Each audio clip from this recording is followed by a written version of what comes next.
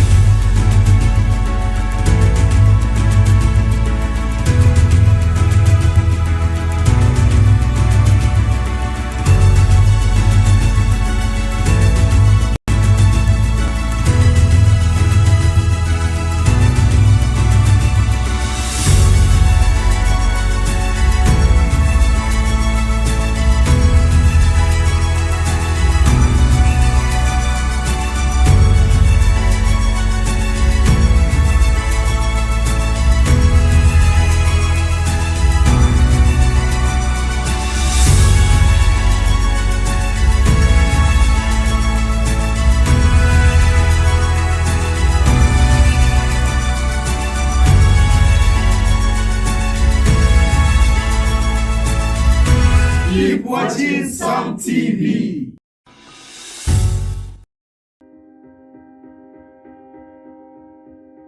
With the second highest death toll of all African conflicts, the Nigerian Civil War, also known as the Biafran War, is perhaps the single most significant event in Nigerian history. This three-year conflict, which raged on from the 6th of July 1967 till the 15th of January 1970, would claim the lives of over 100,000 soldiers and an estimated 2 million civilians, as the Nigerian government, led by General Yakubu Gowon, fought to prevent the secession of the self-proclaimed Republic of Biafra, which was led by General Chukwuemeka Odumegu Ojukwu. To fully understand the root cause of this brutal conflict, we need to go all the way back to the very beginning.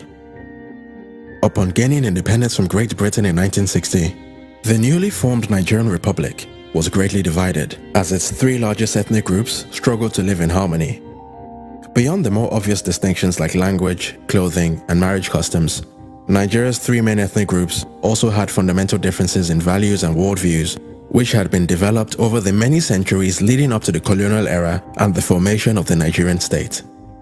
The Igbos, who represented about 60 to 70% of the population of the southeast, were mostly Christians who in the centuries before the colonial era had lived in relatively egalitarian societies. Although most Igbo towns and villages were headed by monarchs known as Ezes, the political decision-making process within Igbo communities was actually quite democratic, as it involved general assemblies composed of title holders and other respected members of Igbo society. Status was acquired through one's ability to solve societal issues, and respect was given primarily to those who had acquired wealth, as opposed to those who had simply inherited it. The character of Okonkwo in the book Things Fall Apart by renowned Nigerian author Chinua Achebe, was in many ways the perfect illustration of the uniquely Igbo vision of the self-made man. The Igbo's particular appreciation for wealth creation through hard work is undoubtedly the main reason why many of Nigeria's champions of industry have been of Igbo ancestry. By contrast, the majority Muslim Hausa Fulani, which represented about 65% of the northern population, had lived for many years in feudal societies in which large working-class populations were ruled by a small theocratic elite composed of emirs and sultans. As their political leaders often doubled as religious leaders, compliance and submission to the will of the political establishment was not simply a civic duty, but a religious one. Very much unlike in Igbo societies, there was nothing particularly odd or shameful about a man aspiring to live a modest life as a farm worker, craftsman, or a nomadic cattle herder. But contrary to commonly held prejudices, the Hausa Fulani were not in any way lazier or inherently less enterprising than their southern counterparts. They simply had a deeper appreciation for religious discipline and had a more socially conservative worldview. However, there is no denying the fact that while the unquestioning submissiveness of northern societies to the theocratic establishment guaranteed internal stability and order, it also meant that the North was a lot less economically vibrant. Northerners were generally less open to new ideas and often completely rejected secular education in favor of Islamic education. Demonstrating the extent of Nigeria's North-South divide, some studies estimated that as at Nigeria's independence in 1960, northern Nigeria had an English literacy rate of just 2%, compared to the Southeast, which had an English literacy rate of 19.2%. The Yorubas, which formed about 75% of Nigeria's southwestern population, were in many ways a sort of halfway house between the Igbos and the Hausa Fulani, both in terms of their religious affiliation and their political history. Although also majority Christian, they nevertheless had significant populations of Muslims as well as followers of the ancient Yoruba religions. In simple terms, the traditional Yoruba political structure was basically less autocratic than the Hausa Fulani, but not as democratic as the Igbo. For centuries, Yoruba societies were ruled by kings known as Obas, who governed in close consultation with chiefs, priests, and priestesses. Culturally, the Yorubas were quite similar to the Igbo in their appreciation for individual drive and ambition. However, the Yorubas tended to channel their energies towards excellence in the arts and academia, as opposed to pure industry and wealth creation. Many often point to the Yorubas' deep appreciation of the arts as the reason why many of Nigeria's most prominent cultural icons, such as Afrobeat legend Fela Kuti and the Nobel Prize laureate Professor Wole Soyinka, have been of Yoruba ancestry. But to say that the differences between Nigeria's three main tribes meant that every Igbo, Yoruba, or Hausa Fulani person hated anyone who wasn't from their tribe would be very far from the truth. In reality,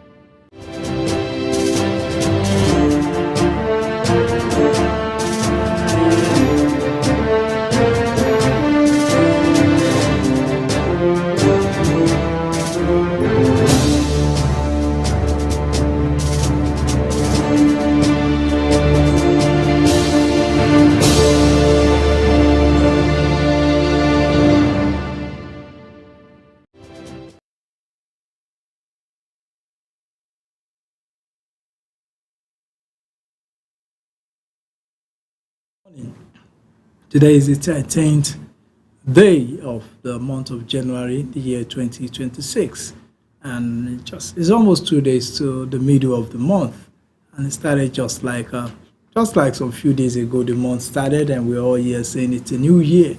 But as it is, we're almost halfway through January. So whatever it is you have, New Year resolutions, whatever plans you have for the year, just know that the year waits for nobody. Time waits for nobody. Just have to hit the ground running so that you can achieve your aims and objectives for the month, for the year, for the week. And with me this morning, so on the show is Mr. Naphtali, Mr. Albert Naphtali Bandawa. Good morning. Good morning, sir. You're welcome to the morning show. Good morning, Nigeria. Yes, Today, this segment will be going to Taraba News. We'll be looking at stories from Taraba News. Taraba News is the most influential newspaper in Taraba State, and that's where you get updates on anything, any story, any news, be it politics, economics, governance, sensational entertainment, whatever it is in Taraba State and Nigeria. So today we'll be going to the stories. I will take the headlines on the cover page of Taraba News. Then we do some analysis on one or two of the stories. Well, on the cover news at the top is WACHEF marks 25th Silver Jubilee anniversary in grand style in Jalingo. That story is on page 5 of Taraba News. You can get that story on page 5 of Taraba News. Then the major headline says Governor Agbuke flags off major road project in southern Taraba. That story is on page 2 of Taraba News. Then another story says Dr. Augustina visits scene of fire outbreak at Government Science Secondary School, Jalingo. The story is on page 3. Then Operation Peace Shield. 6th Brigade arrests 2 suspected gun runners in Taraba State. Story is on page 4. Then this story, CCN extend power outage, dashes hopes of electricity restoration in Taraba. The story is on page 7 of Taraba News. So those are the major stories on the cover pages of Taraba News. Then we'll just go straight to the major stories, and we're going to be starting with the okay, let's go to the major headline. And actually, we have this Governor Agbuke flags of major road projects in southern Taraba. One is the 12-kilometer Takun-Lisam Road. Then Wukari Township Road, including Takun Junction flyover. Then 36-kilometer Wukari Kente Chinkai Road. These are some of the roads that the governor will be flagging off this week in southern Taraba. What's your take on this development? All right. Let me start by saying congratulations to the Southern Taraba people. This is what we are expecting all this while. Although it's coming almost at the, we cannot, yes, it's a late hour somehow, but we cannot skip away from the fact that we need development. And so when things like this is coming, at least we need to celebrate the effort. But again, this is where we need to be very sensitive. And then we need to sit back and be very, very careful again. Let's not just be relaxed thinking that everything is quite all right. Because we have a lot of questions. Although the governor has been saying it, that we cannot compare him, that he's just doing it for the first time with those people that are going for this, almost finishing their second tenure. So we've been seeing the construction companies, the bulldozers, the caterpillars, and the rest taking their positions within the state so far this time around. So, but we want to say, let it not be a kind of usual that we know where the paperwork, the pictures, and any other things have been in shape, and then at the end of everything, you will not know when those people quietly remove their stuffs and leave the places. The case of Kente Chinkai Wukari, yes, you know what we're saying. Definitely. This is not the first time. The first time. I think by now we should have. We are supposed to be celebrating the finishing of that particular place, not the starting. So, and these people are suffering. I remember when the last time we passed through that place, you find out that during rainy season, if you see the kind of suffering people are doing because of what the construction company it is one thing to start a construction work and you leave it without finishing it. You're more of causing more problem to the road than even the initial. So congratulations, like the people of Wukari, we see where the governor is promising them flyover. So I think it's a very wonderful development. And we don't expect it to stay only places like the Northern Taraba, places like Karin Lamido. It's one of the, I think, it's left behind to some extent. And if there's money for flyover, I think there should be money to construct Karim Road. because the road is more important than any flyover, be it in Jalingo. Let's just be specific and be truthful about it. Karim Lamido have suffered a lot, and I think they are one of the local government that are always in support to any government in the system. Yeah. So it is a high time for the development should cut across everything, and that's why we are very, very, no matter what, the thing will not have it measures in the life of people this time around, because people are beginning to find out that the projects are coming at hours that are very close to politics. So someone will aim at, the governor was saying there's no time any other person looking for the position of vying for the position of the governor should know that there's no space, there's no vacancy for him in the government house. And so part of the reasons why there are no space is because we're going to see development. Definitely. So Euro people are complaining already. Yeah, that Pantisawa Road. I think Pantisawa and Jalingo, by now, we should not be at where we are at the time. Definitely. With the level of how close this place is. Yes. So please let the governor stay to his words. There is this thing that people are using against the government by saying that he's king promise also like that. I think by now let the governor or the government should prove those people wrong. Definitely. It should not be more of the promises, and then people will be seeing them going with media, snapping pictures, sending over online. At the end of everything, that same promise will just fade away, just like a smoke.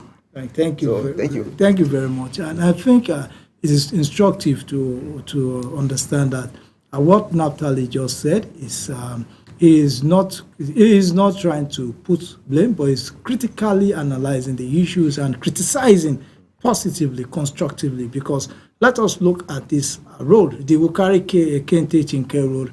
I know how many times right on this program that I've spoken about work starting there. And the work will start, we'll see equipment there, and after some time, travelers will begin to say the job has been abandoned.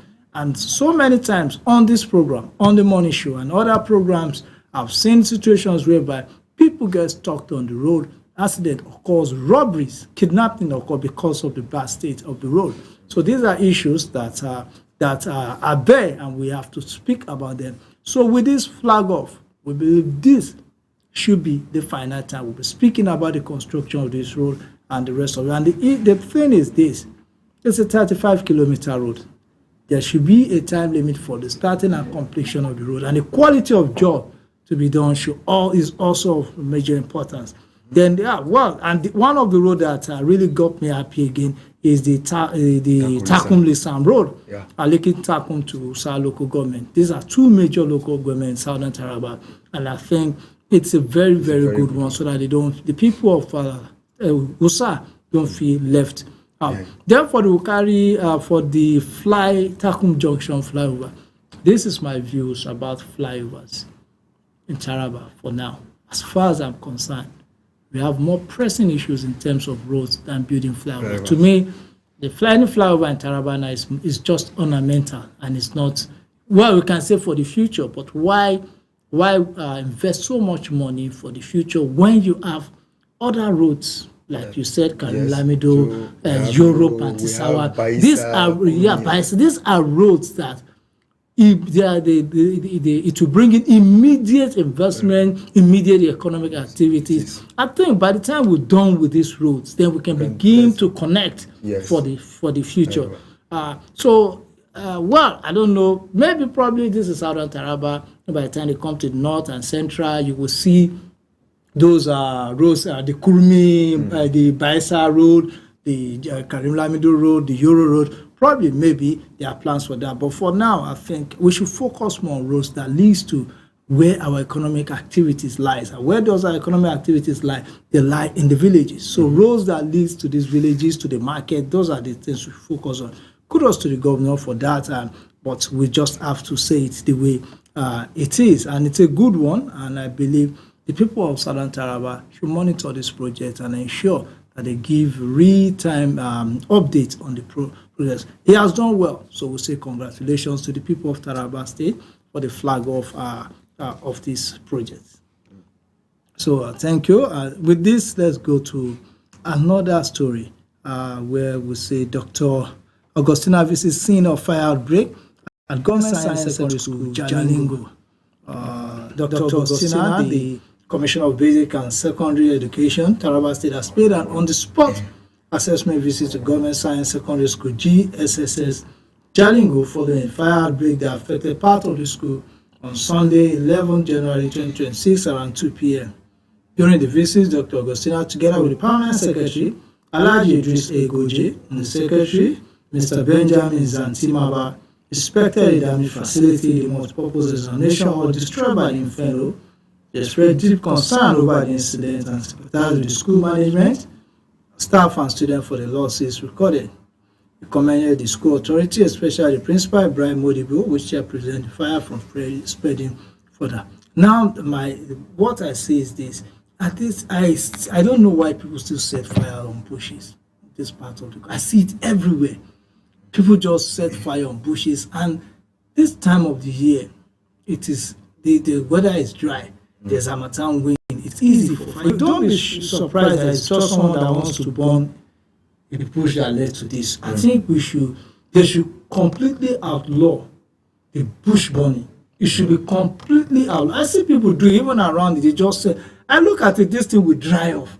Rain won't fall. Why don't you allow it dry off? You're killing the environment with this. What do they call it?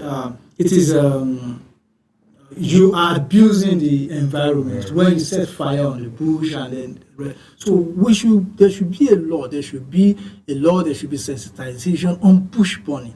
We must put an end to bush burning. We saw what happened with Kari local government. I think they said it's as a result of bush burning that led to that. So I think we should be very careful with fire this time around. Your take? Yes, concerning the issue of the fire outbreaks, the records in Taraba State is becoming alarming this time around. You mentioned the case of Okari. We also have the one of the school. And many other that is happening with people's houses. Yes. And we should not just sit back and get relaxed because this thing is continuing. And again, my major concern is this thing somehow it might be intentional and somehow it might not be intentional. Because I found out that apart from the setting of the bushes by fire or something like that, we have people that smoke and then throw the left over to different places without minding the kind of environment they found themselves amidst. And places like the school environment, it's a very big school. Yeah. Any people have a route and walk through the school like that, and many other public places. And then we cannot be able to differentiate between those that are coming intentionally to do this thing and those that the thing that happened somehow. And again, that is why it is a collective effort if you truly want things to go well. And for the citizens, those that are involved into one or two smoking or any other thing like that, they should be very, very careful with where they are throwing the leftovers. And then again, setting fire, I think, it's a school environment. What's the essence? In the first place, this is a school environment where the students are assigned to clean the environment or any other factor. And I think if there's anyone that is using the school environment like for farming purpose, it's not even yet time for those activities. So there will be something that should be looked inward. And if there are people that have vowed within themselves to be destroying public properties this way, they should know that this is not taking us anywhere as people. The most important thing is to protect in one way or the other. Those infrastructures will affect the life of your people. Imagine the case of Okari now. They already have issues. The easy running day-to-day activities of the government is halted to some extent. And then the case of the school, if it affects classes, it's going to affect your younger ones, your children's education, or be it at least to some extent it will affect you as well. So you should not a public places is something that both people the citizens should join forces to make sure that they protect it with all interest. In case we've seen somebody that is involved in one or two that would think that it's going to cause problem to that environment, we should be able to voice it out for proper measures to be taken to places. So the records are not encouraging, and they are still continuing. We want a situation whereby we join forces, everyone, both the media outlet and many other people involved, like the security too, should wake up to their task so much. And then this another thing that you cannot just each of these institutions has security that check the activities in the environment. Like, but we find out that the security, to some extent, they are relaxed somehow until things like that happen before they begin to bring their own side of the story to defend themselves. So they should wake up to their responsibilities, so that we'll curtail those things from happening. Because if we are not careful, this thing is happening. Imagine there are students in the class, all students have resumed fully, they are in the hostel, and this fire caught up with them. What will happen? Thank you very much. And I think we should also understand that all over the world during the summertime period, there is always outbreak of fire. We saw that last year where there was huge fire. So we should be very careful. This is a period where any little thing can lead to fire. I remember if either 1997 or 98, thereabout, myself and some of my friends went to play basketball in a school called College of Administrative Studies, CAPS, in Newman then. But now it's, I think, Adamawa State Polytechnic. Yes. And someone somewhere was smoking while we were playing basketball. He was smoking in the bush there, and he threw the butt of the cigarette and left. We were just playing basketball, and cotton was planted there. And you know how? Wow. Yes. We were playing, but we just saw fire. We were the only one within the vicinity of that area. We had to take things. So, luckily, there's someone there that understands how to curb bushfire. Yes. He just said we should take some thick branches and begin to. That was how we saved that situation. If not, I believe that part of College of Administrative Studies, as it was known then, will have completely been wiped off. Because if we weren't there, the fire will just continue. And once the perimeter increases, there's nothing really because of a single mistake. Because of a single mistake. I remember the person was in the bush, we saw him leaving, which was later realized this person must be smoking there. So there are a lot of issues like that. And if we look at it in Jalingo, we also have businesses catching fire. The building that has more pharmacy and the rest. So we should know that this is the period where it is easy for fire. Then now the question is, in all these cases, how many of these have been able to be curbed by fire services, both the state and federal? None. So that shows that there's a problem with our fire service system, because they've not been able to respond. At least we have 3 that I know of. A resident at ACC, yes. the building with more pharmaceutical, and the government college. And I have not read or heard anywhere where there's a very, very responsive response to by the fire service. So the fire service should know that they have to set up a sit-up at this point. There's no point that they'll be called and they'll say there's no water. And then, sir, you see, you mentioned something that is very, very important, and we should not just overlook it. The case of the fire service, somehow these people, whenever things happen and you were not able to see their presence, they do come out to be specific that these and these are the reasons why they were not able to bring solution or bring ease to those problems. And then the question is, who are those people responsible to provide this fire service with what it takes to bring solutions to such problems? Now, the question is, I think it's thrown back to the government. And Taraba State has, this is okay, imagine the case of Jalingo as a local government. Then, what if this thing is as the headquarters of the state? What if these things are happening in the local government areas? If fire service cannot be functional in the state, the capital, that means there's a lot of problem that we have on ground. So I think the fire service too should not be relaxed, because things like this are not happening frequently in the state.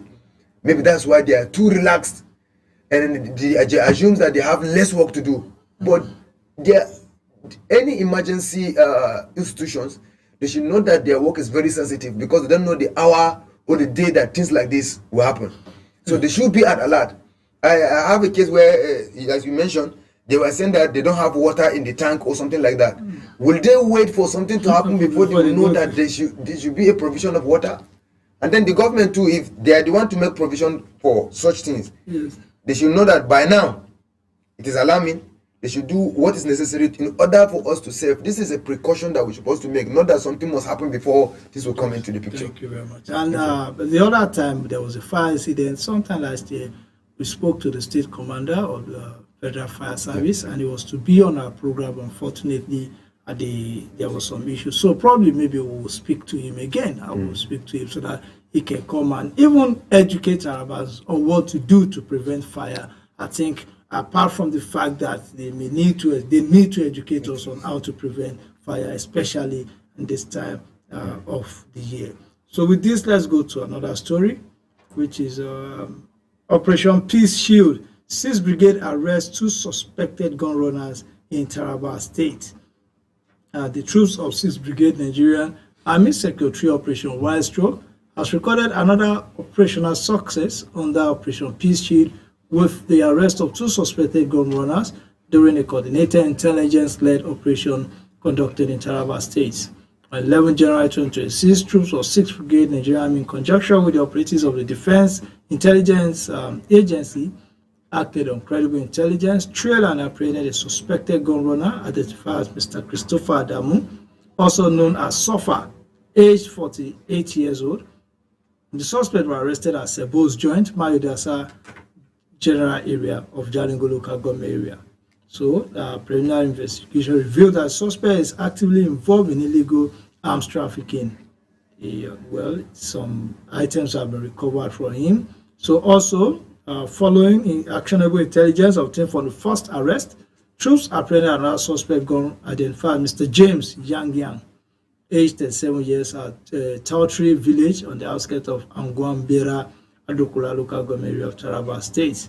So further investigation revealed that Christopher Adamu sold an AK-47 rifle to one Mr. Bazo John of Mumbai village, Adokula, in November 2025, confirming the existence of arms supply network.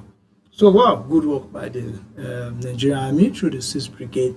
They've been able to break this syndicate of gun runners, Mr. Christopher Adamu, also known as Sofa. I believe is going to enjoy the full meaning of his name now. He's going to really suffer for the consequences of what he has done. And also a certain Mr. Bazo John and Mr. James Yang. So these are it. This is just some few kilometers, just some few minutes trek away from here. So crime and criminals are all around us. We need to be vigilant. When I first saw the story, I was thinking maybe somewhere far away, but it's just somewhere very close to us here. So what's your take on the story? First of all, I want to celebrate the triumph victory on the side of the men of the 6th Brigade, and particularly the leader, Brigadier General Kingsley Uwa. He has been stepping into the game very well, and his men are doing their job. At least none of the week you will not hear 1 or 2 of the victories, and these are part of the reasons why we have this calmness in the state capital. And not just the state capital, we had information where they have been to many other of the local government trying to bring peace. And anywhere 1 or 2 is happening, they usually allow themselves to avail themselves to make sure that things are going all right. So we want to celebrate them and also wish them well in this endeavor. And this is a very good one when we have somebody that is always stood into his game, doing what is meant to do, and it's a very good ground. So, and part of the reasons why they are recording these successes is because there's a good communications between them and many other of the parties that are playing their role, like the police and the DSS and the civil defense and the rest. So we want it to this collaboration should continue, so that it will sustain a very huge peace in the state. And then we want to also call on people. If you find out most of these things, most of the success recorded, the people that are beginning to be part of these illegalities are people within the state. Yeah. They are our citizens. Yeah, our brothers and sisters. They are not So they are not the usual people that people think of, that there are people far away from different places that are coming over. So that is to say, we need to be very, very careful. And I don't see reasons you being in a place in your house, you want to create chaos, you want to create problems just for you, for your personal interest, and you are playing with people's life. And so let us look inward. In case you've made a mistake, then you found yourself in one of these two, it's not too late. Yeah. It's not too late for you to bring yourself out of this mess. Yes. Because we have people that are ready. If you continue, a day will surely come. It is said that one day is majorly for the honor. And when you are caught up, you know, the law will do it very best on you. So let the people, the Taraba citizens, be very, very careful. Thank you very much. And so kudos to the Nigerian Army and also to 6th Brigade and Brigadier General Chidiebere Kingsley Uwa for a very good job that they are doing. So we should be very, very careful. We should be vigilant. We should report any crime, criminality around us, and we should ensure that we are good citizens. If you're involved in all this, there's still room for you to repent of your ways. Because one thing with crime is one day you will get caught, no matter the long arm of the law will catch you. So, well, this is where we will round up. But before we go, let me just give us some tips on how to prevent fire, especially during this Harmattan period. So, we're going during Harmattan, dry winds turn small flames into disaster. So let us handle fire with care. Do not burn bushes or farmlands during Harmattan. One spark can destroy homes and livelihood. Switch off electrical appliances when not in use. Dry Harmattan air increases fire risk. And keep matches, stoves, and open flames away from children, especially in the dry season. Clear dry grass around homes and farms to prevent fire spread. So there are grasses around your home, clear them so that when it wouldn't be a fuel for fire. Then avoid careless disposal of cigarette butts. Harmattan winds can carry fire far and fast. That is just what we advised earlier. And report bushfires early. Quick action saves lives, farms, and forests in Taraba State.